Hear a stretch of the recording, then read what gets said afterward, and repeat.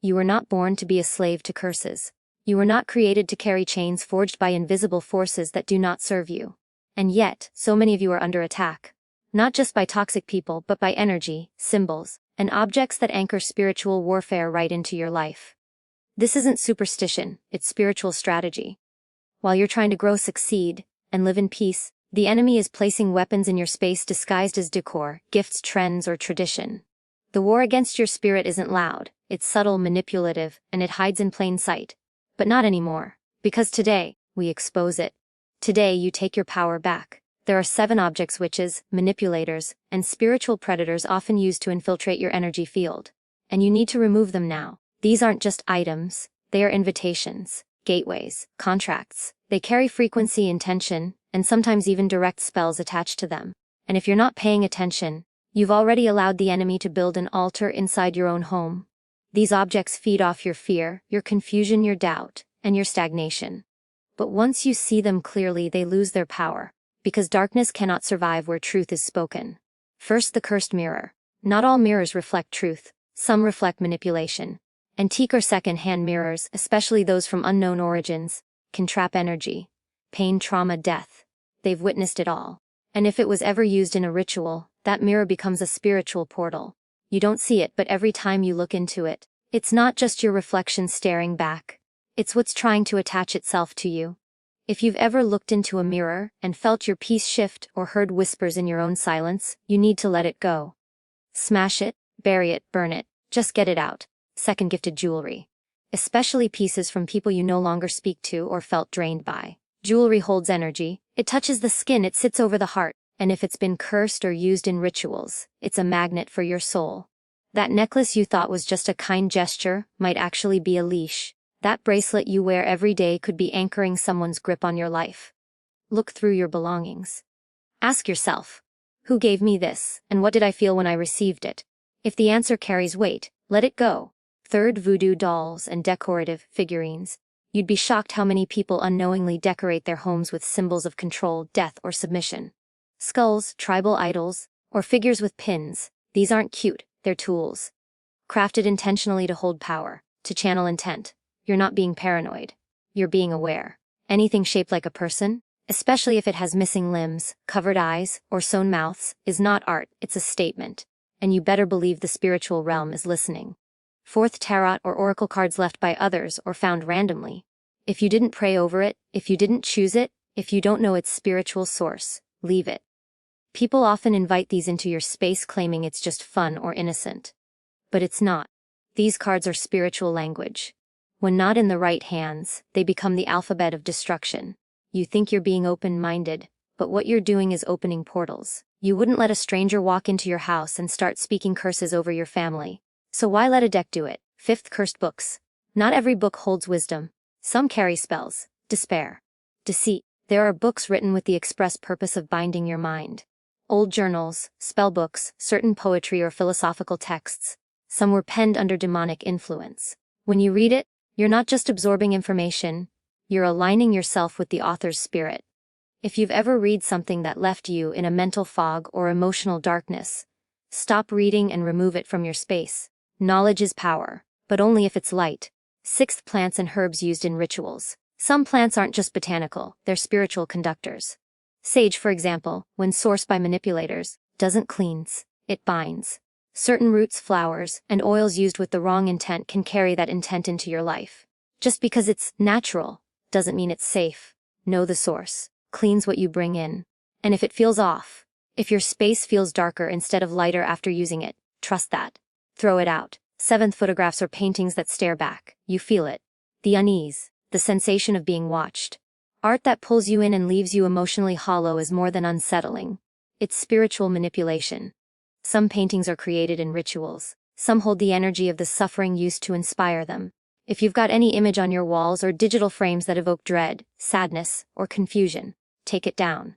Trust your gut. That's not aesthetic. That's attack. It's time to clean house. Not just physically, spiritually. If something doesn't sit right, if it shifts your energy, if it came with a story that doesn't feel finished, it's not for you. Don't rationalize spiritual warfare. Don't allow your home, your soul, your peace to be invaded because you're too polite, too sentimental, or too blind to act. You're not crazy. You're not overreacting. You're discerning. And that discernment is your weapon. So now, I'm calling on you to rise. Go through every corner of your home, your room, your space, physically, emotionally, spiritually. If it doesn't elevate you, protect you, or reflect who you are becoming, remove it. Don't explain it. Don't wait for a better time. Don't keep holding what was sent to hold you down. Take back your authority. Cleanse your life. Reclaim your power. Burn what needs to burn. Bury what needs to die. And stand in the truth that no weapon formed against you will prosper. Especially not the ones hiding in plain sight. 1. Objects can carry spiritual attachments. Every object holds energy. It absorbs the intention, the environment, and the spirit of its origin.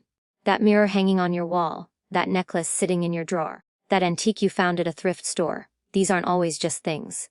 They're carriers, conduits, gateways. Witches, manipulators, and spiritual predators understand this deeply.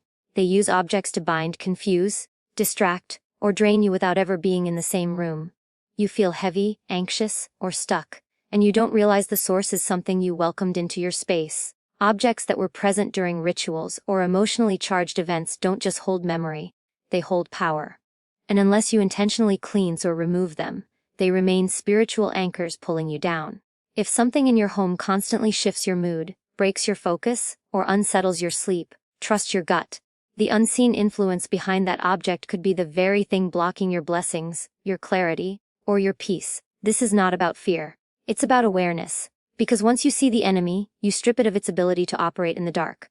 2. Discernment over sentiment. One of the biggest traps people fall into is keeping spiritually toxic items out of emotional attachment. It was a gift. It belonged to my grandmother. It reminds me of a time I miss. But what if that gift was cursed with envy?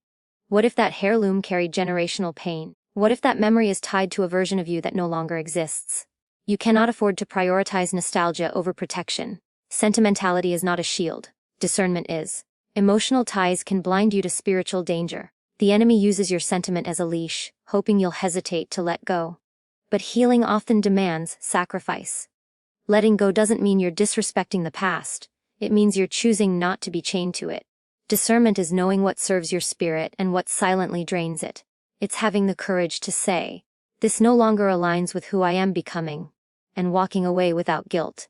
Keep what strengthens your peace. Release what manipulates it. 3.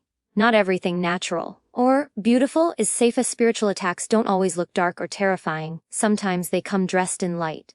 A herb used for healing can also be used for hexing. A beautiful statue can double as an idol. A calming oil can carry a cursed frequency. Just because something is labeled natural or appears aesthetically pleasing does not mean it's harmless. Evil disguises itself in beauty all the time. You may be diffusing oils or burning herbs that someone handed you, thinking you're cleansing your space, when in reality, you're inviting in the very forces working against you. Everything has a source, and that source matters. Who prepared it? What intention was placed behind it? What kind of energy did it come from? These are questions you must start asking. Blind trust in beauty is how many souls are led into bondage. If something looks good but disturbs your peace, if it smells sweet but makes your body tense, it's not for you. Spiritual warfare doesn't care about appearances. It cares about access. And what you allow into your space can either protect your soul or poison it. 4. Your home must reflect your power, not your chains. Your home is not just a physical shelter. It is a spiritual fortress. It should breathe clarity, peace, and strength. But for too many, their homes have become prisons built with the very objects meant to empower darkness. That clutter you ignore, the strange gifts you keep, the inherited items you never questioned. They may be echoing chains, not comfort. Your space reflects what you tolerate and what you believe you deserve. If it holds objects that suppress your energy, confuse your spirit, or weigh you down emotionally, it is working against you. You cannot rise in an environment rooted in spiritual sabotage. Every room, every corner, should be a declaration of your authority, not a silent contract with oppression. Walk through your space like a warrior. Ask yourself, does this item empower me or bind me? Strip your environment of anything that feeds doubt, fear, or stagnation. A powerful life requires a powerful atmosphere. Your home should not whisper curses. It should shout freedom. Clean it, protect it, own it. Because the energy you surround yourself with becomes the foundation of the life you build.